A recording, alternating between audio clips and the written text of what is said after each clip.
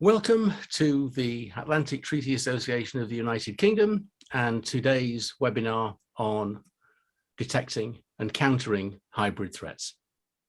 I'm David Hobbs and I will be moderating this event while our co-hosts Riaz Ravat and Dan Hill are doing the hard work, processing and then presenting the questions that come in.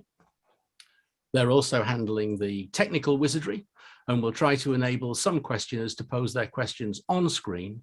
So do indicate if you would like to try that when you submit a question or comment, and we'll do what we can.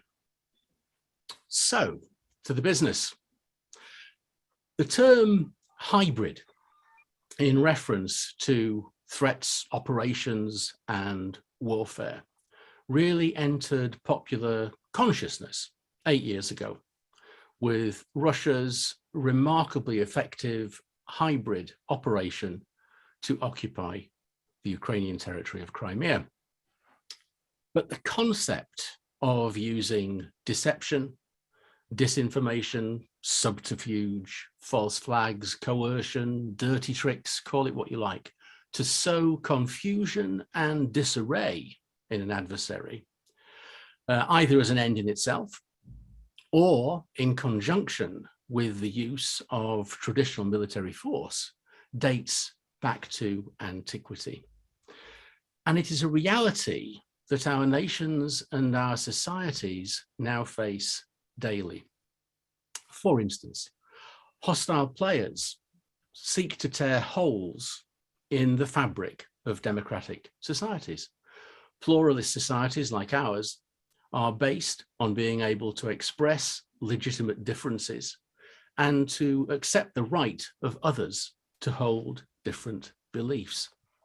Yet there are those within our own societies, but increasingly outside players who are seeking to amplify, exaggerate, and exploit those differences and turn them into rifts and chasms. And that's just one dimension, one small dimension of what we call hybrid threats. Now, of course, as the victim of an almost constant campaign of hybrid operations, Ukraine, of course, has been in the unfortunate position of producing a vast amount of experience in trying to address and counter hybrid threats. And of course, the ongoing hybrid campaign against Ukraine might well turn into an onslaught in the days ahead. Now, our speaker today is a leading expert in this field. I'm not going to go through his full CV, but just to establish his credentials, let me just give a few highlights. Oleksandr Danylyuk heads the Center for Defense Reforms in Ukraine, and he is a coordinator for the NATO-Ukraine intergovernmental platform for detecting and countering hybrid threats. In fact, he's literally written the manual on responding to hybrid operations. I hope he'll send me a link so that we can post that to you during the course of this webinar. Like I say, I won't go through his entire CV, but he has served as a special advisor to the head of Ukraine's Foreign Intelligence Service and as an advisor to Ukraine's Minister of Defense. He was also, I should add, one of the leaders of the Ukrainian Revolution of Dignity. Now, his presentation today will focus on hybrid threats, but I should also point out that he is a highly respected security analyst, and we will post links to just a few of his latest articles for Politico, Military Times, and RUSI. So by all means, feel free to post questions on the more general situation concerning Russia's buildup of forces on Ukraine's borders and what we call the current crisis. And with that introduction, let me give the floor very cheerfully to my friend Sasha. Over to you. Thank you. Thank you for your kind words, David. So we can start from the presentation, right? Yeah, absolutely. Okay, let's do it. So hello everybody. I understand that most of you are not probably experts in the field of hybrid warfare, so that's why I will try to simplify this presentation as much as it's possible, because this course is not just for practitioners from special agencies, defense, security, and intelligence agencies, but for practitioners who are specifically focused on this type of threats. So let's talk about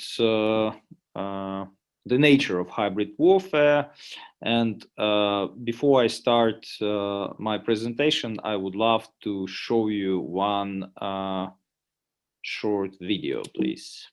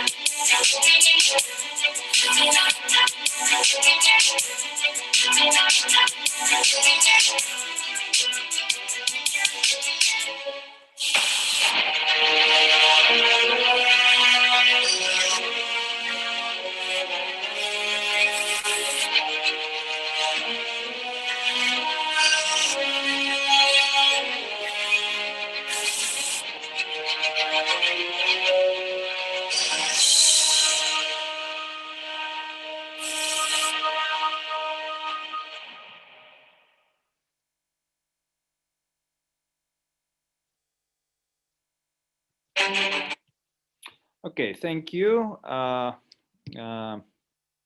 I would love maybe to see some of you, because otherwise I'm not sure if it works correctly. Are you still here? We're David? absolutely still here. Yes. Yeah. Because again, so if you are not here, I'm not sure if No, you've got a good audience. Keep going. Yeah. So if you would stay on video, some of you, just, it would be probably useful. Yeah. Thank you, Dan. Yeah. And thank you, David. So there are very often some sort of comparison of classical wars, also called Clausewitz wars, to this Russian modern approach to war, which is usually called Gerasimov war, right? Or Gerasimov type of war. And actually, it's a sort of misunderstanding of the nature of any war, because actually the final goal of any war is not to destroy, and to demolish your enemy, but it's rather to influence your enemy, to force your enemy to do what you want. And from this point of view, that wars of the past, according to this, quote from Clausewitz himself, they were also that acts of influence. But in the past, that acts of influence were mostly based on the threat of violence and violence itself. So right now, not just Gerasimov, but let's say all of the modern wars, they tend to become less violent, and in the sense of the final goal to force, to convince, to influence your enemy to do what you want. Actually, the modern wars, they tend to use non-military means more often than military means, but still it's a combination. And according to Gerasimov himself, in the modern warfare, non-military means they have probably more than 80%, but still the final goal is the same. It's actually to influence your enemy to do what you want. And even in the past, like just only 1 century ago, most of the countries were monarchies, and from this point of view, your target of influence during the war, it was a monarch of another country and other, representatives of aristocracy. Like only noble people usually had, influence. And of course, in the modern democracies, all of the population is the important target, because all of the population can decide, to accept what the enemy wants or not. So this is very important, and this is why we have to consider any war as a influence operation, and especially the modern war, in which all of the means, including military means, are means of influence. So, for instance, right now, looking to the Russian build-up on Ukrainian borders, we have to understand that actually, despite it could be used any moment for purely military actions, right now this is actually a tool of influence, right? And we can see that most of the Russian achievements they trying to get starting since March of last year, because actually we have this escalation started in actually 1 year ago. So all of this time, all of the goals, or at least short-term goals, and demands, they were completely in the diplomatic, sphere. So we can understand how actually military means could be used for achieving, that non-military goals as well. I want also to admit that there are some other misunderstandings which are very important to our topic. So very often regarding in the context of discussing hybrid warfare, a lot of people and experts, they talk about disinformation. The huge problem is that most of that experts, they completely they use this definition wrong, because in the Soviet school, in the Soviet and Russian school of hybrid warfare, disinformation and propaganda are not even like similar things, actually, because disinformation, desinformация in the Russian and Soviet school, it's the art of deception, strategic deception, and the target of that deception is usually leadership of another country. So it's that hidden influence to influence leaders of other countries and military leaders, not only political leaders and presidents and prime ministers, but like opinion leaders as well, experts, so some important people. And for getting that forgetting that influence of that people, Russians use so-called reflexive control, so that hidden way of bringing to the person that forged, faked, or properly selected pieces of information to lead such a person to some wrong conclusions. So this is disinformation, and propaganda is what we usually see on Russia Today and Sputnik and other,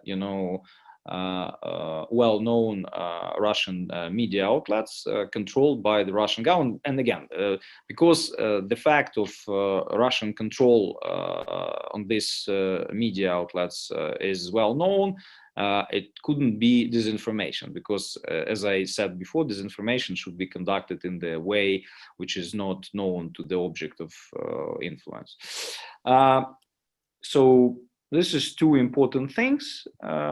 And it is also very important to understand that the final goal of hybrid warfare, it's not the occupation of the territory, because still, if we would look to the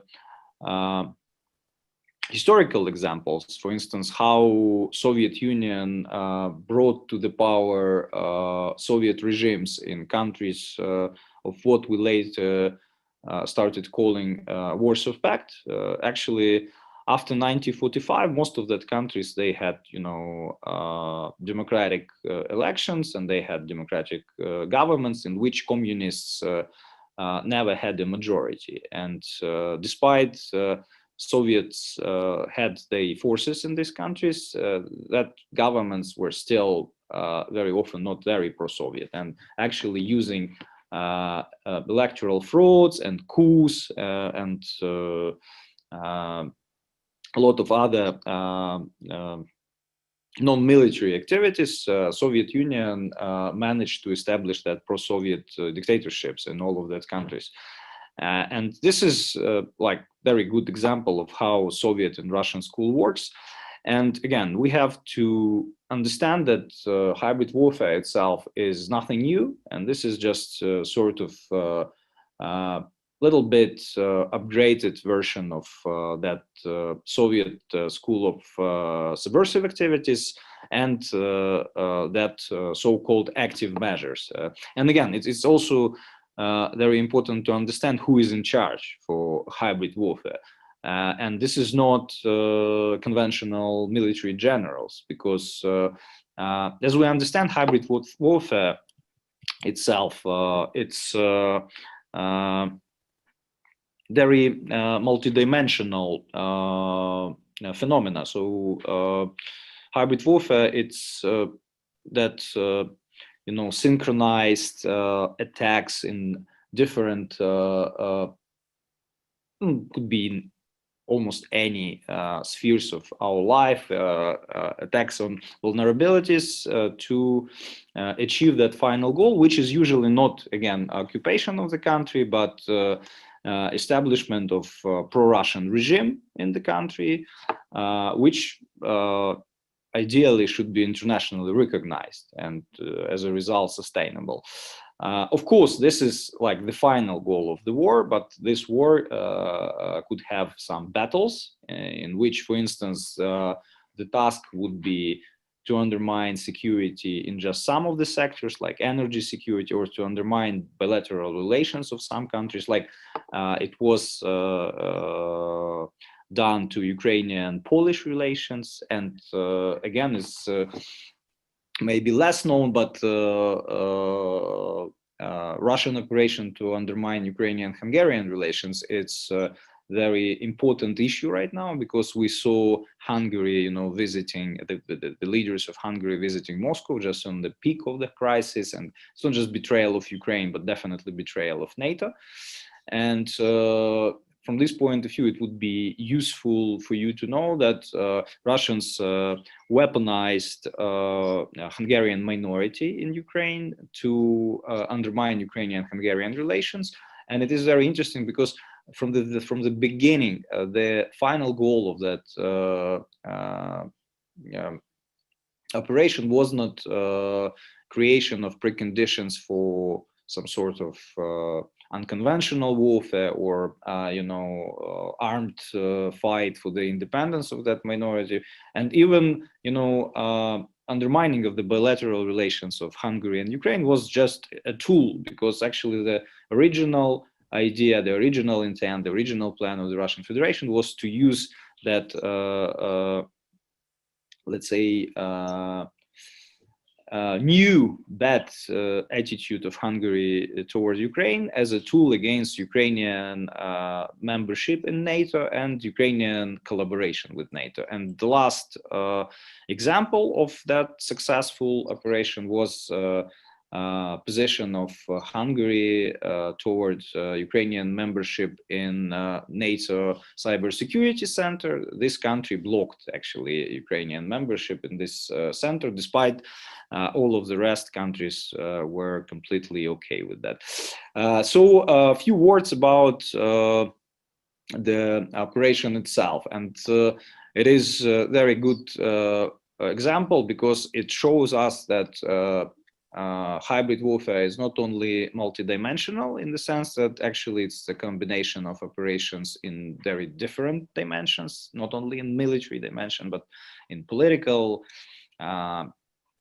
information, diplomatic, whatever. I mean, you can have that attacks everywhere, but it's also, hybrid warfare is also very international and global itself, because these attacks on even bilateral relations could be conducted by Russian assets, not from Hungary or Ukraine, but from completely different countries. And so you have to know that in the case of that operation to undermine Ukrainian-Hungarian relations, Russia used their agents in Poland, and the handler was actually a German guy who is an assistant of pro-Russian MP from party Alternative für Deutschland, and two Polish guys who were handled by the German guy. They conducted false flag attack on Hungarian cultural facilities in one of the regions of Ukraine, which were later described by Russian propaganda and international media as attacks conducted by Ukrainian nationalists.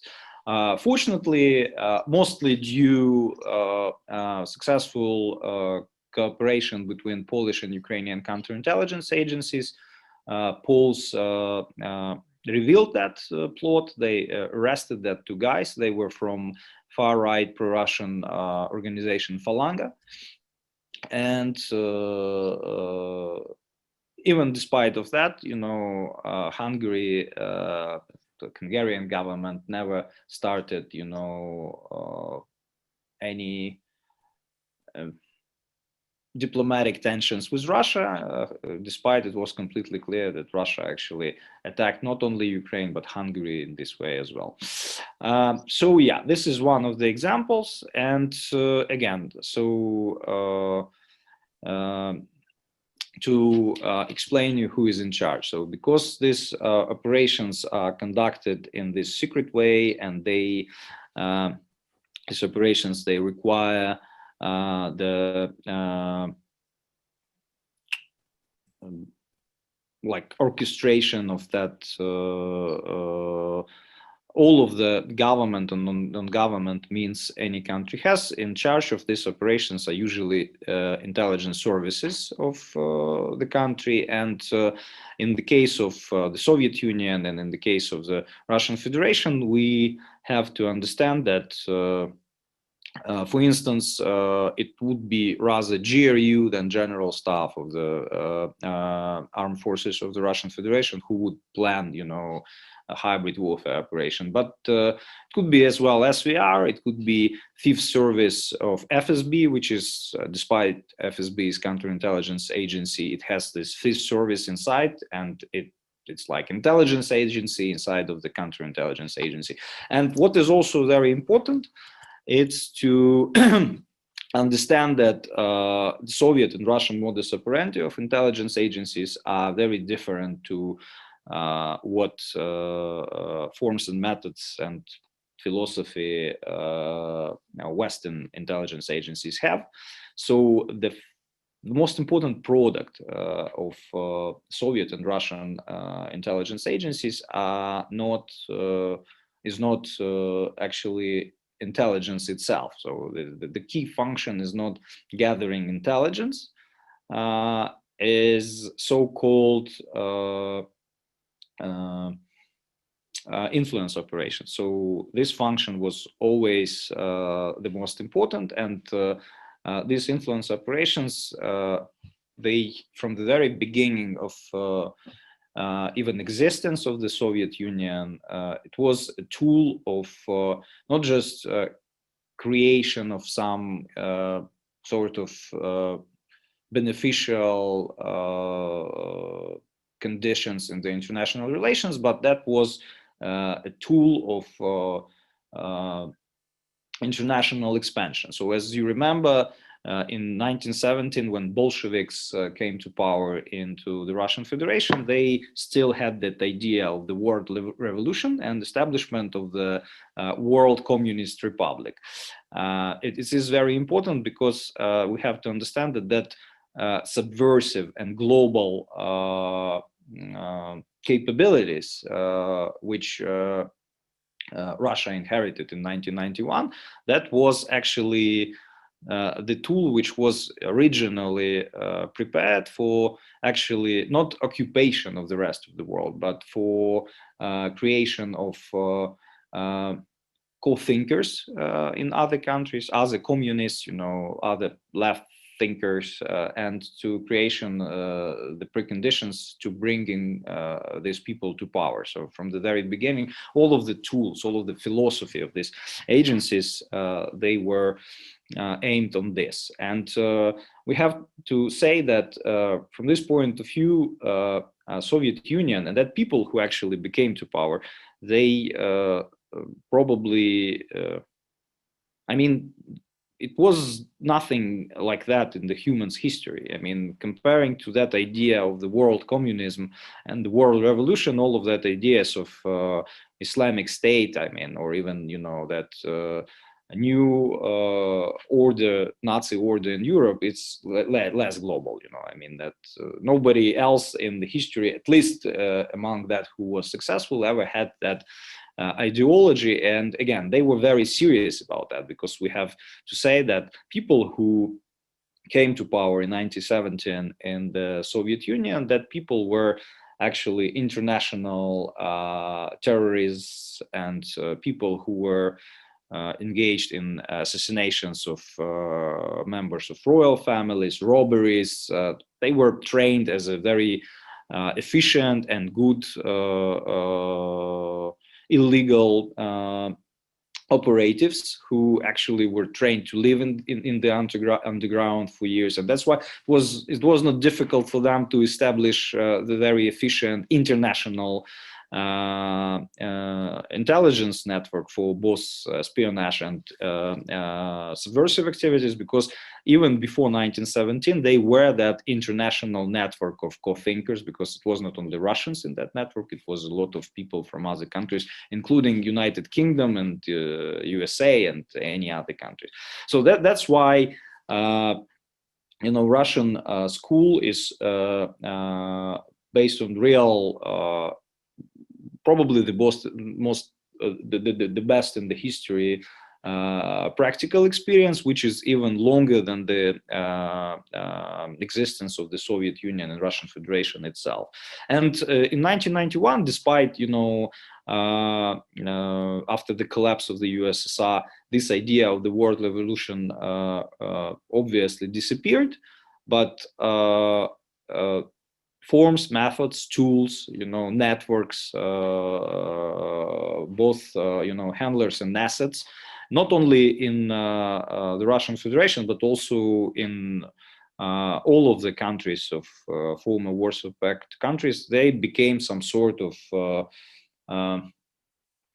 pirates confederation, if you want. So that former, officers of Soviet intelligence services, Stasi, STB, all of them, they created that international network, and right now they use this knowledge and skills and tools for reaching the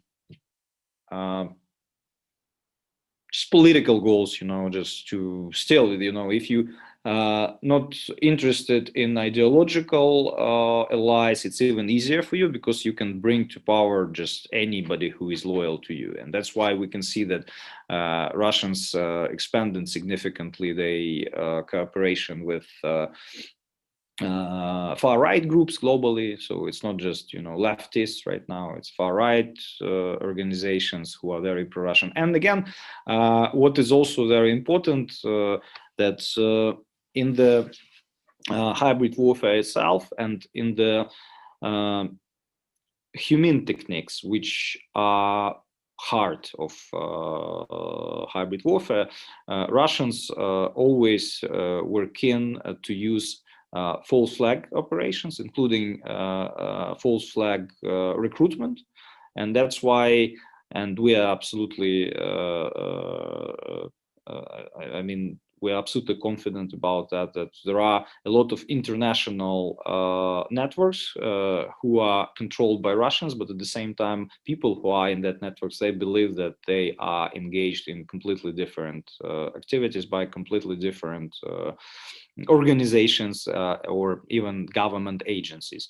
And that's why it was so important for Russians to have the assets in not only foreign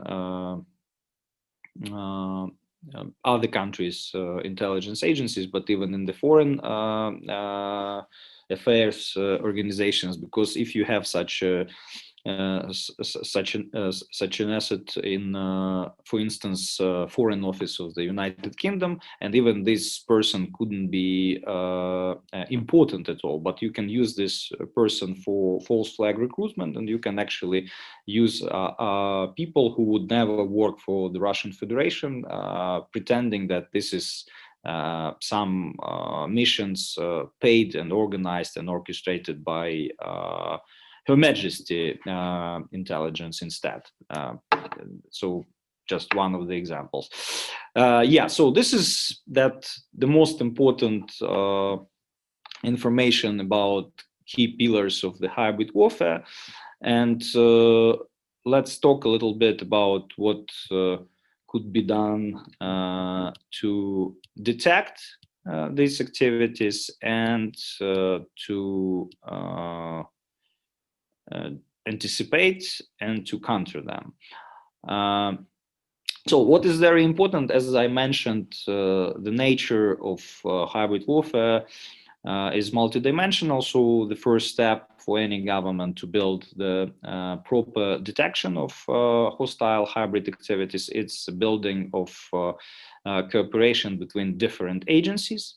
And this cooperation should be focused on sharing of that phenomena which are observed and detected, and which have some let's say features of the hybrid operations. And in such case, if all of the suspicious activities are shared, you can see the big picture, because again, very often if you don't have that full picture, you can misunderstand the final goal of the Russian hybrid warfare. Because, for instance, right now, if we would try to assess what's going on Ukrainian borders in purely military domain, it would be a complete misunderstanding of the Russian ground strategy, because, again, only with understanding what they're doing in information domain, in diplomatic domain, in economical domain, we can understand what is the potential final goal of that operation. So, and such a sharing, it is the best way to to do it.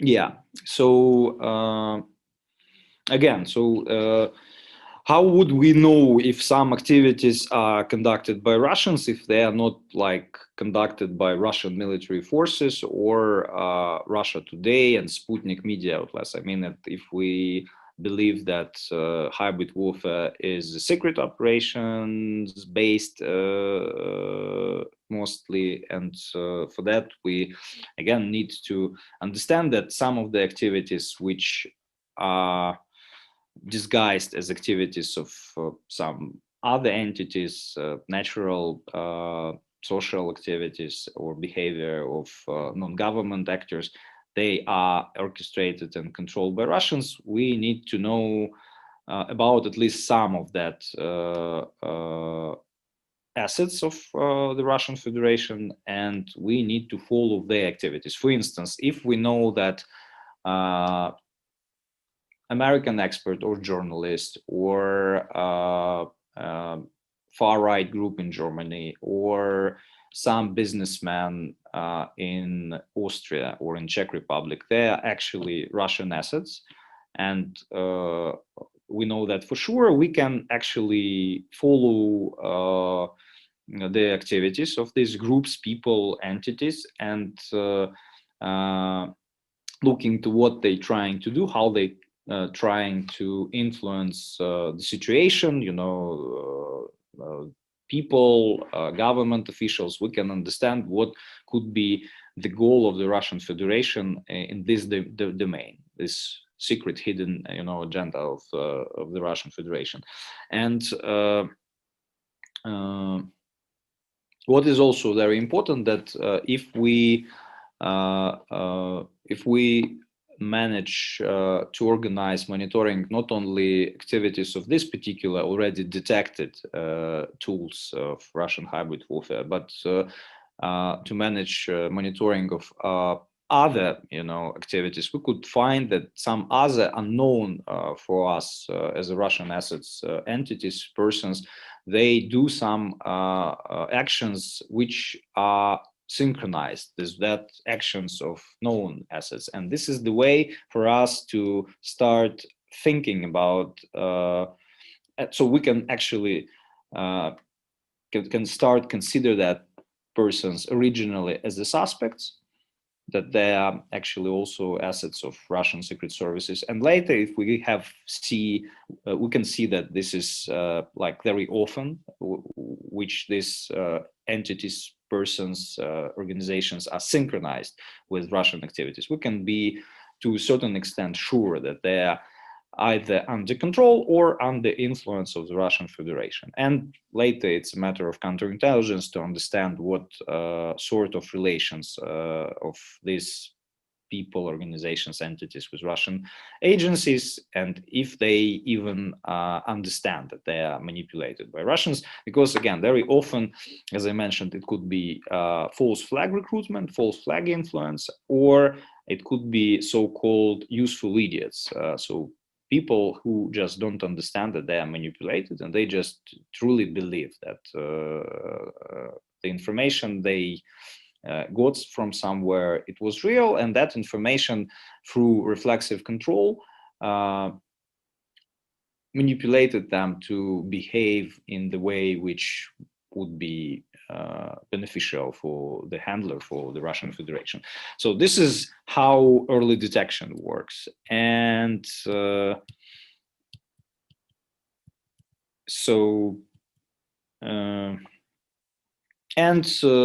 regarding yeah, and then this is very important because actually, as you can understand, the technology itself is very similar to the technology which is used, or methodology which is used by signal intelligence.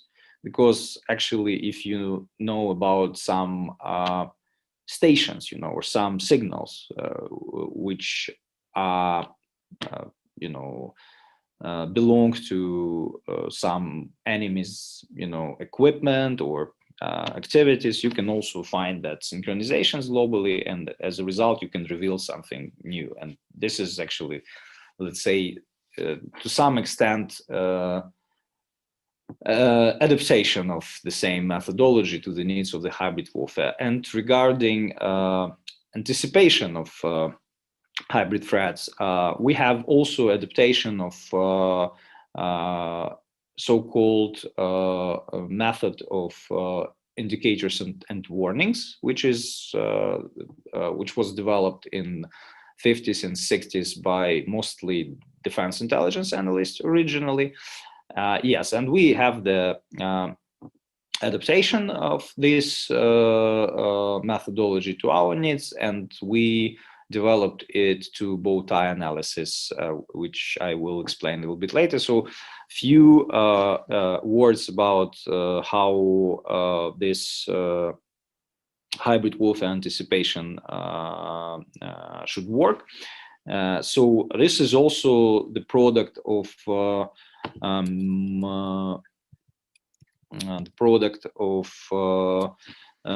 joint activities of intelligence and security services and representatives of all of the other government agencies. So this is the example of that whole of the government approach and the interagency cooperation, because again, there is something each of them can offer to each other, because people from intelligence and security services, they should know, and I hope they know, about forms and methods of subversive activities of the enemy, and it means that they know how to protect the system and objects of national interest and against what.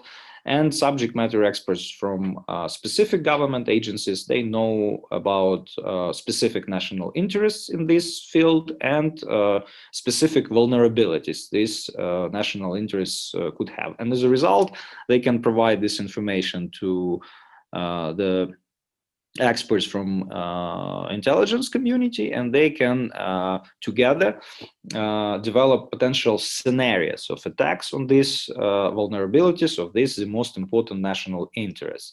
And in the process of development of such scenarios, they can also define indicators and warnings, which will actually show us that such a scenario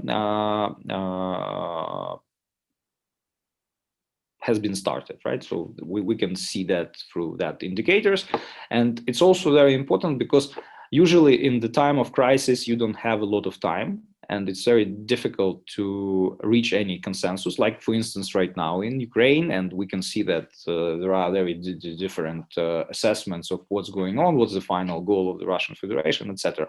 So this process of hybrid warfare anticipation and the process of development of scenarios and indicators of these scenarios, it is very useful because actually we can develop them long before the crisis, long before any real attack, and it means that we don't need to discuss that things in the moment and we don't have time, so we can do it before, and it's very important. And what is also important, and if we're doing that in the proper way before the crisis, yeah, we can not only develop indicators and warnings, but also we can build that bow tie models, and this is one of them on the picture right now.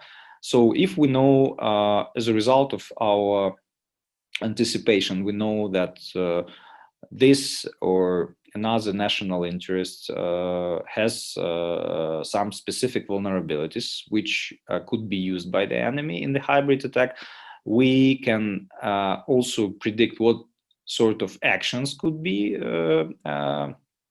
and what tools could be used to attack our vulnerabilities, but also we can use mitigation measures, and we can use proactive barriers, proactive mitigation, and we can reduce that vulnerabilities or actually neutralize them. So we can significantly reduce the risk of attack. And this is actually how we build national resilience. This is actually the way of building national resilience to hybrid threats. And also we can understand how, in what way, I mean, if the attack is conducted or is successful, we can also predict consequences of that, negative consequences of that attack, and we can build reactive barriers. So we can develop some measures which help us to reduce the damage, right? So it's actually crisis management. So we have both, as you can see, national resilience development and crisis management. And as a result, we have all of the necessary knowledge and all of the necessary actions which should be conducted by government, with understanding of the role of each agency, you know, civil society engagement, etc. And it can make us much stronger and much more resilient to that attacks. What is important from academical point of view, but practical point of view as well. So as you can see, this is a traditional triangle, and this is three components of the threat. So it's intents, capabilities, and opportunities. So in our case, like I believe that we are pretty sure that Russia has that intent to harm, to make some damage to Ukraine. And that's why we have that monitoring of Russian capabilities and Russian opportunities. And in the case of early detection, we are more focused on Russian capabilities, on tools. And in case of anticipation, we are more focused on the Russian opportunities and indicators of this group. And we can definitely define that opportunities through scenario development and through understanding of our vulnerabilities. Because if we understand not only existing vulnerabilities, but also that potential vulnerabilities which would be necessary for one or another scenario, and knowing about that opportunities and that vulnerabilities is very important. Because again, very often, because in the basement of the hybrid warfare, we can see that this is deception, right? So it means that we can develop not only indicators but also counter indicators, which would help us to see that despite, you know, the scenario itself could look exactly like, for instance, military invasion, this is something different, right? And we have some like counter indicators which help us to understand that this is actually strategic deception, or opposite, right? So like it was, for instance, in 2014, then actually nobody wanted to believe that Russia invaded Ukraine, but Russia did it. Yeah, and yeah, I think that we need to leave some time for Q&A, right? And so just a few words about deterrence, because it is very important right now. Yeah, we have that discussions almost every day about how to deter Russia from doing that bad things to Ukraine and to other countries. And actually, we have to admit that hybrid warfare is not only something we have to know about to defend ourselves, but it is also something we can use ourselves for deterrence of the enemy. Because again, if we are not ready for military conflict, which is normal, right? We have to admit that our potential ways to make damage to the enemy, they are limited to non-military means, and it means that we have to use the same, toolkit to help our enemy to understand that we are not just a victim, but we can also make some damage to the enemy. And from this point of view, it's very important to understand that in the heart of that deterrence in the hybrid warfare should be also a little bit different understanding of cost benefits analysis, different to the, let's say, conventional deterrence or nuclear deterrence, which is completely different. So we have like two types of deterrence, as well as in other cases, in both cases of nuclear deterrence and conventional military deterrence. And deterrence by denial is based on our preparations mentioned before. So during development of our bow ties, we built through proactive mitigation, we build national resilience, and it actually makes for our enemy much more difficult to attack, because it increases cost of that attack significantly. And I have to admit that despite the hybrid warfare is conducted mostly by non-military means, the military threat is serious, and actually we have to understand that we have to have military capabilities to deter our enemy from using its military forces. Because again, in 2014, one of the reasons why Russia started using conventional forces in both Crimea and Donbass, it was a failure of the operation to organize anti-Ukrainian, anti-government movements in this region. So Russia was forced to use its military capabilities to stabilize or to to stop Ukraine from actually bringing that regions back under control, if you want. Yeah, so this is deterrence by denial and deterrence by punishment. So actually, the way to understand how to use this punishment is very similar to the way in which we build our own scenarios about our own defense. So actually through analysis of enemy's national interests and its vulnerabilities. And what is also important, that because our enemies usually are not democracies but authoritarian countries, it means that it should be also defined the personal interests of that key persons in that dictatorships, and very often the personal interests could be different or even opposite to national interests.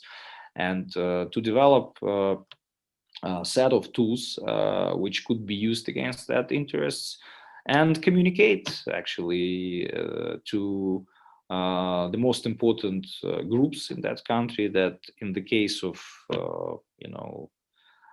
bad behavior, they could be punished in one or another way.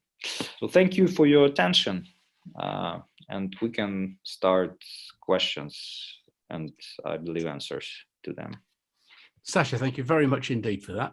Before I turn to Dan to get the buzz in the room, you've presented an awful lot of information to us.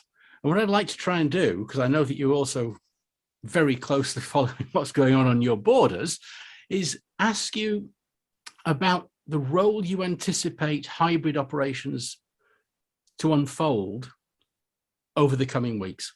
Because I don't know very much about military planning, but I could well imagine that one approach would be to obviously use lots of hybrid techniques to throw society into disarray, to put the leadership on the wrong foot, as a prelude to using military force somewhere.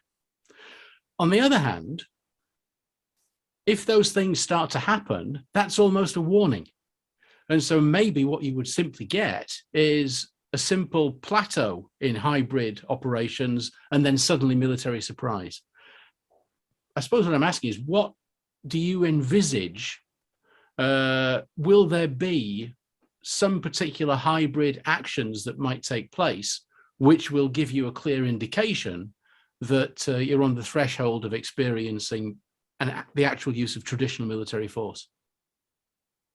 Thank you, David. I think that we understand the Russian approach to the modern warfare pretty well, and that's why I believe that without internal destabilization of the country, taking into account that actually Ukrainian armed forces are significantly bigger than the military formation Russia has on our borders, there is no way Russia would invade. So it means that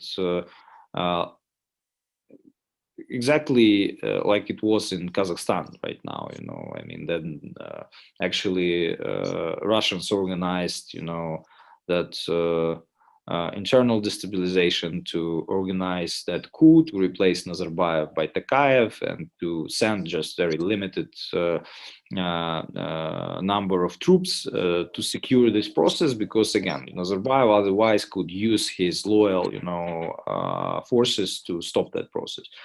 And in Ukraine in 2014, to a huge extent, it was also because of the revolution. So it was the period of destabilization inside of the country. In Belarus, in Afghanistan in 1979, I mean that in all of that countries, it's one or another way of decapitation, you know, of the governments during the attacks. And right now, from my point of view, Russians already invested a lot into building their capabilities, which they can use for such a destabilization. And right now, we can see that they are not in the process of building the hybrid capabilities inside of the country. So they have them already. So they have military capabilities on our borders. They have that hybrid capabilities inside of the country. And from my point of view, they are trying to build the opportunity. And again, so what would be the very important goals for Russians to build that preconditions for military invasion? It's first to destabilize and disorganize Ukrainian national defense and security system, and second, to justify the potential invasion, not just in the eyes of the its own population, because again, we have to admit that a lot of Russians, millions of them, they have relatives in Ukraine, and they're not ready to see how they grandmoms and moms are bombed by Russians, and it is too much even for them. You know, I mean that it's not something, you know, even the most loyal citizens or subjects of Putin are ready, you know, to accept. So to create that preconditions, it is very important for Russians to organize a complete mass in Kiev. And again, first, it wouldn't be even possible to organize any pro-Russian protests in Ukraine, just because right now, even moderate pro-Russian parties, they have less than 8% of the support and just, you know, 20-something seats in the parliament. I mean that there is no social base for that protest. First and second, if it would be pro-Russian, you know, protests in Kiev, they would be probably neutralized by just, you know, citizens of Kiev, because and that's why it is so important for Russians first to organize anti-Russian protests, or not even organize, it's not the proper word, it's to trigger them, right?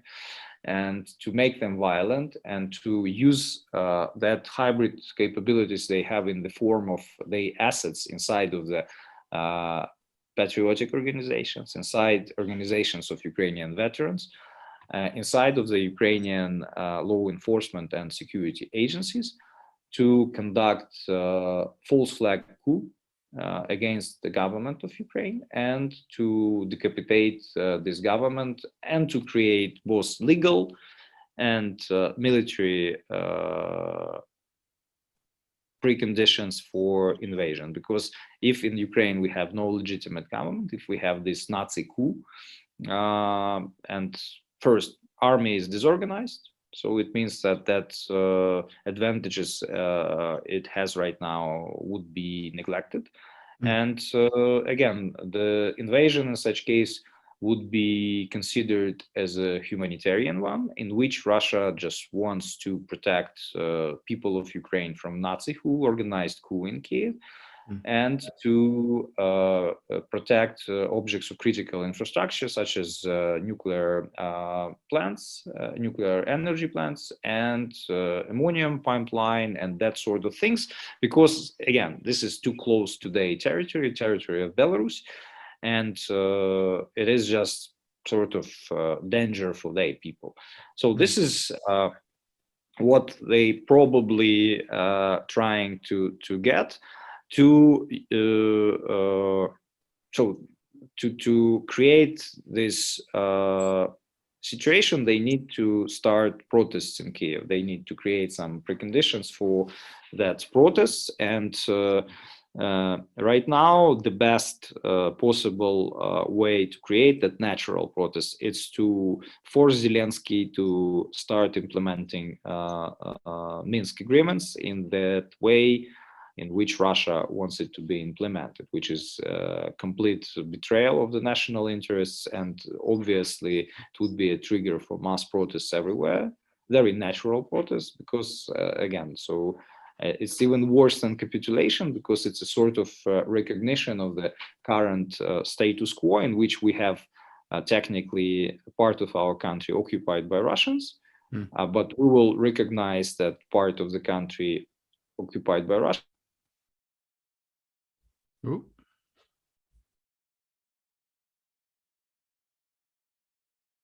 A level of political rights, despite all of the processes in this part, would be not democratic and controlled by Russian troops and their local mercenaries. So yeah, another indicator of that potential internal destabilization is the attempt to use corrupted Ukrainian judges and not very efficient judicial system to arrest Poroshenko, former president. He is in court right now, so potentially he can be arrested today.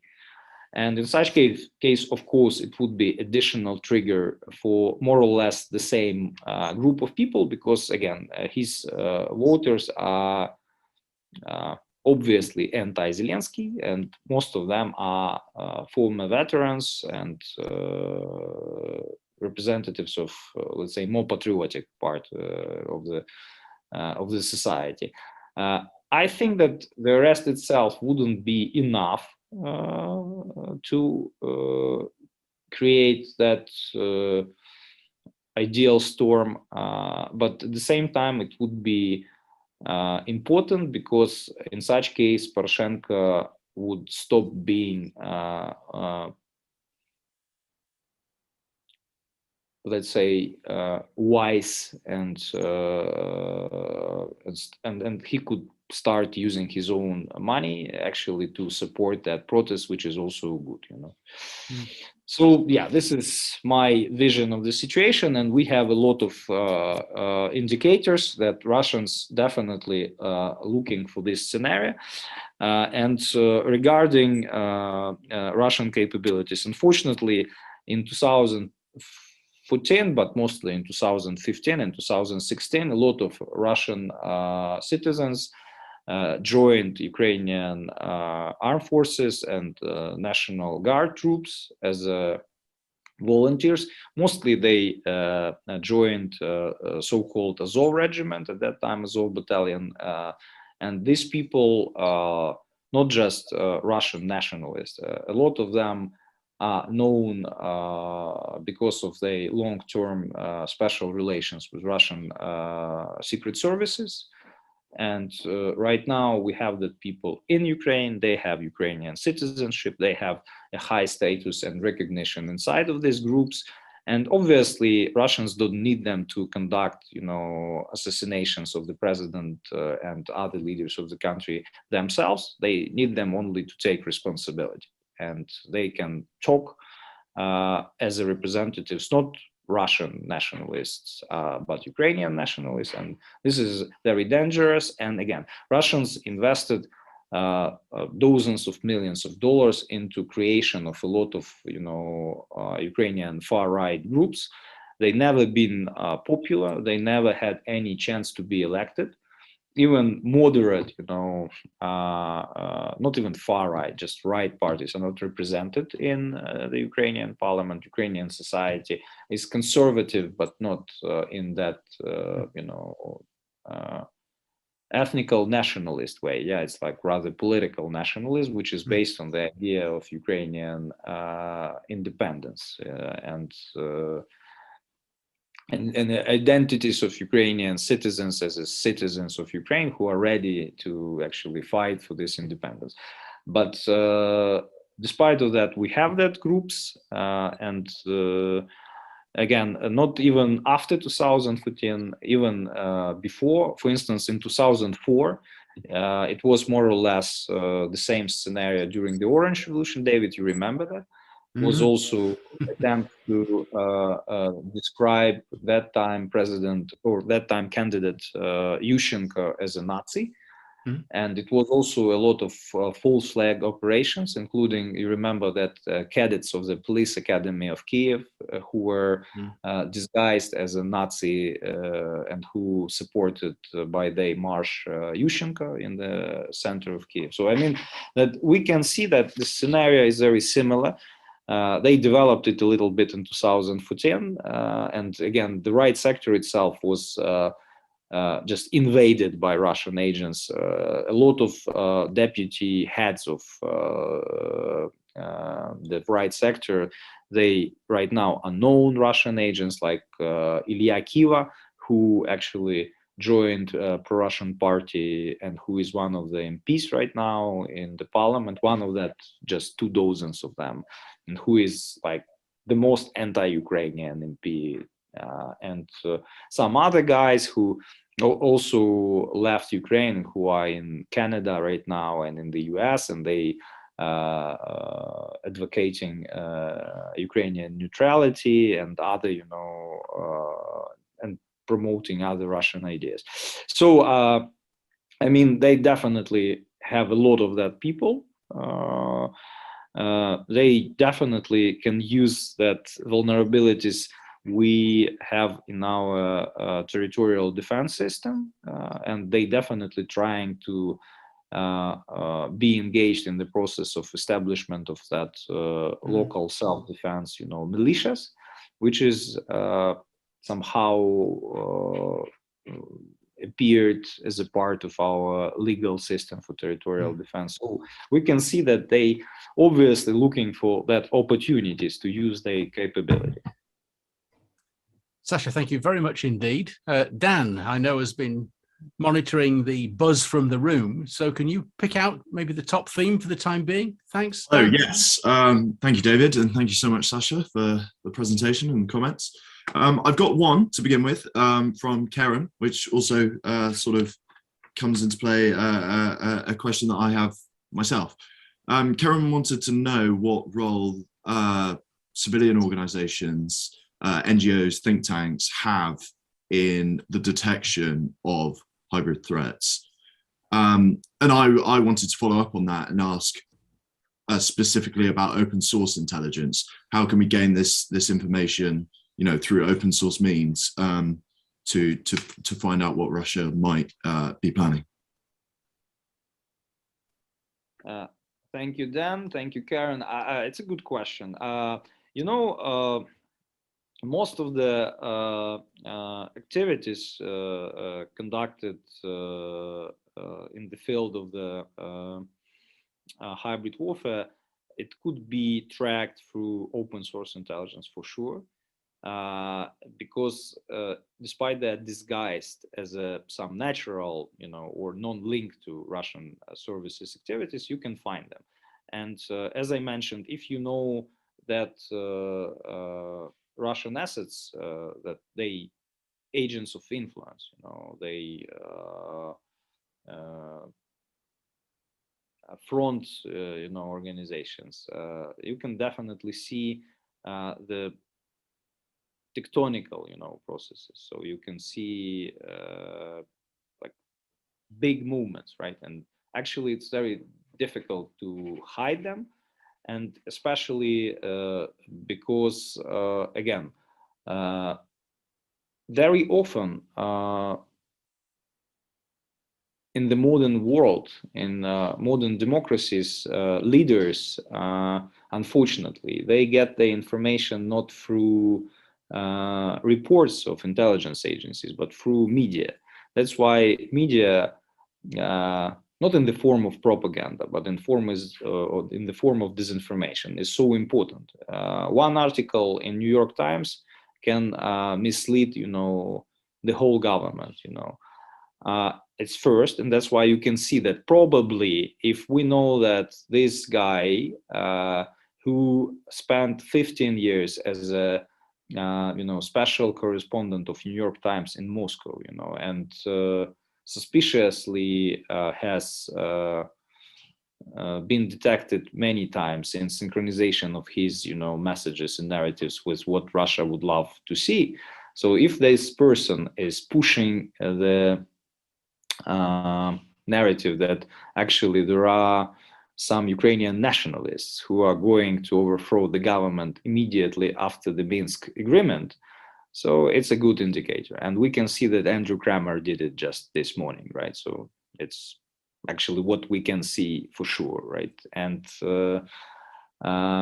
if we can see that, for instance, Lithuanian government decided to use sanctions against Belarus and to stop logistics of Belarusian fertilizers through Klaipeda, we can say that something wrong with Lithuanian government, because actually the single alternative, logistical alternative, is Russian port Ust-Luga. And that's exactly what Russians wanted Belarus to do. And it means that somehow the Lithuanian government was influenced in the way which is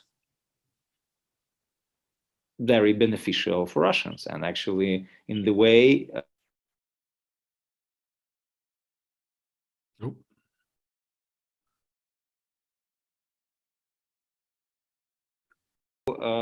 to finish that. So if you know that people, and if you know that entities, and you can actually anticipate and forecast, you know, what they're going to achieve, you know, you can definitely do that. And I think that there are a lot of think tanks, and they have their own, you know, expertise in some fields, not only in the hybrid warfare, but for instance, there are some very good groups who are focused on some specific, you know, areas like public health, for instance, you know, or energy, or financial security. And it's very important to organize not only that whole of the government approach, you know, but whole of the society approach as well. And this is actually the proper way to build not just resilient government, but resilient society. At least on the level of detection, you know, because obviously the proper way to build that hybrid defense is it's the total defense, you know, defense in all of the areas, and the engagement of the population, because if population is engaged in daily cooperation with professional part of the government, I insist that this is very important, but political part of the government. Political part of the government is not important, because in the moment of crisis, in the moment of, decapitation of the government, actually resilient society can survive just because of that horizontal, society government links. Okay, Dan, why don't you pick the next one? Thank you so much. Yes, we've got a question from Philippe, and Philippe wanted to know what were the main successes of Russian hybrid warfare in the last 20 years. So thinking back to 2014, Salisbury, and have we learnt from them? Are we prepared to counter similar threats in the next few months, for example? Yeah, but I believe that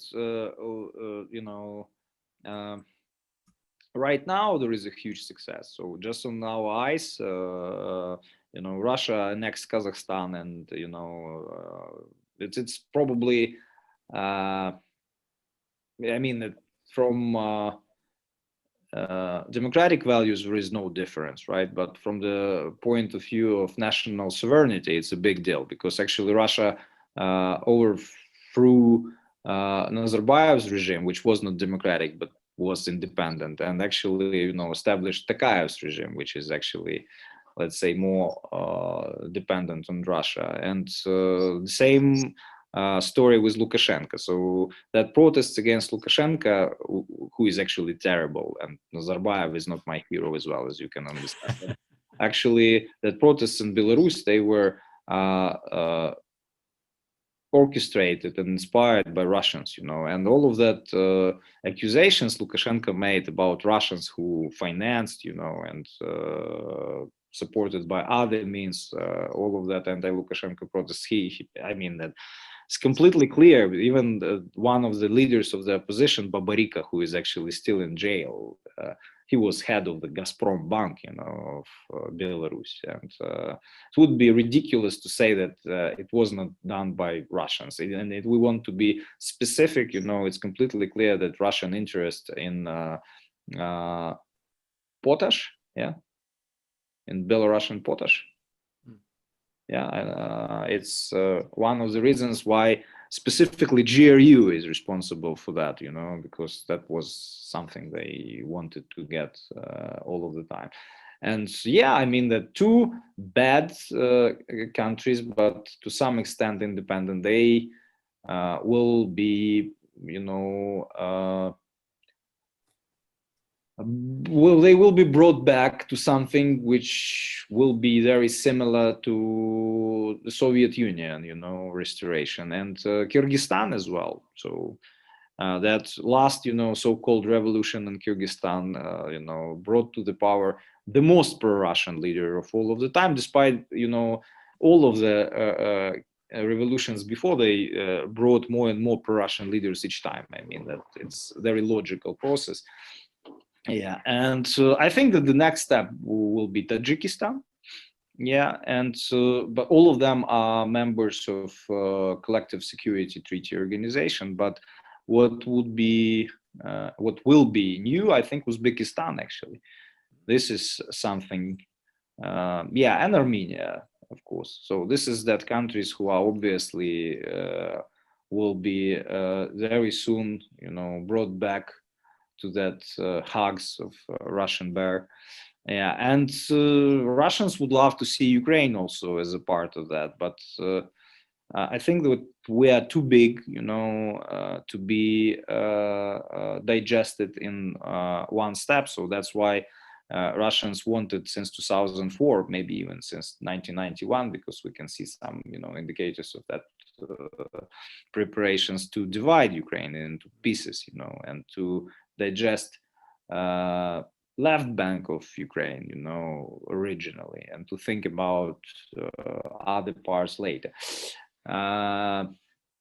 So that's why I don't believe that even in the case of destabilization of Ukraine, on that scenario I already mentioned, Russia will invade Kiev.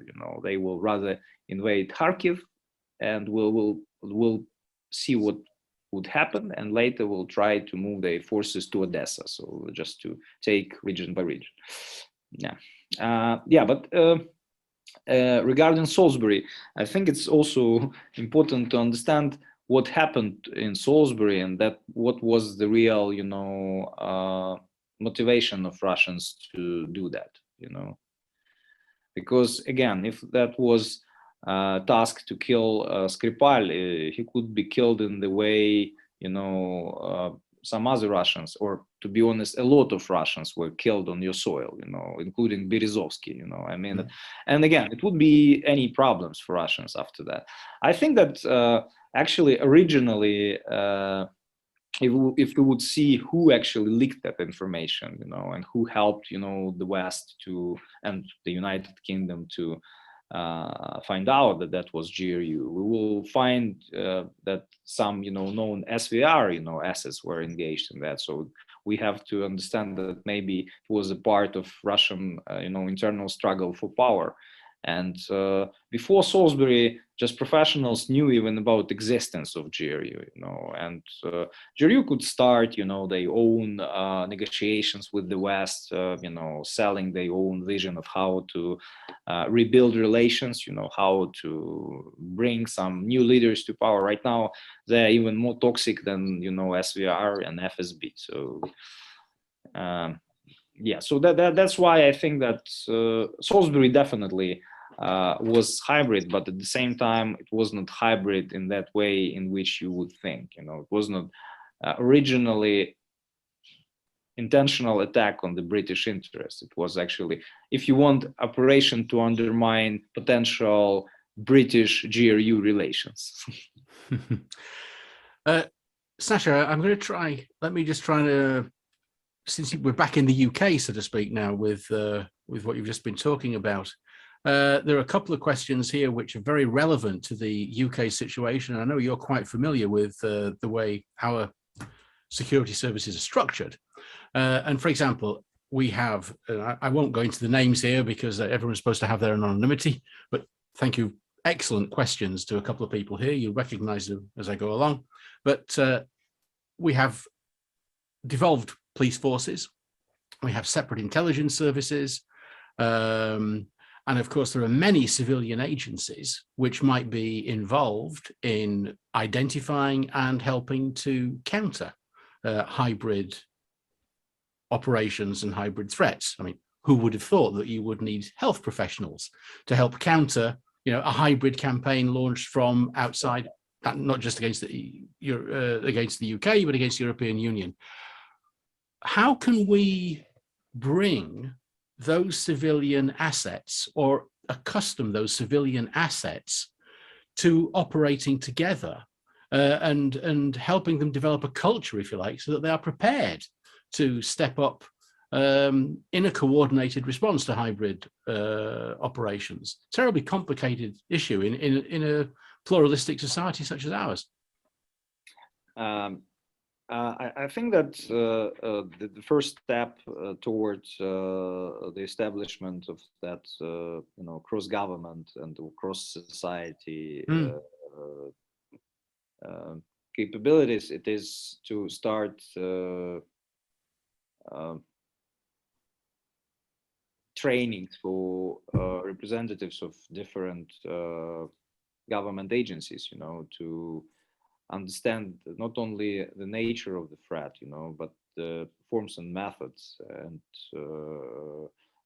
which are used for that operations. And again, so we don't use any Western academical sources for our trainings almost at all, because we believe that instead of using that, sort of just academical ideas about that,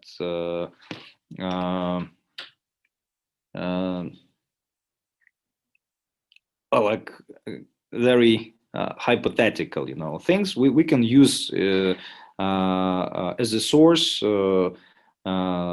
Russian and Soviet, classified sources like KGB textbooks, a huge part of archives we have here in Kiev, which actually the biggest unclassified archive of KGB and GRU out of Russia. That means the biggest in the world, because actually in Russia all of that documents are still classified, and from that documents we can understand that this is not some sort of hypothetical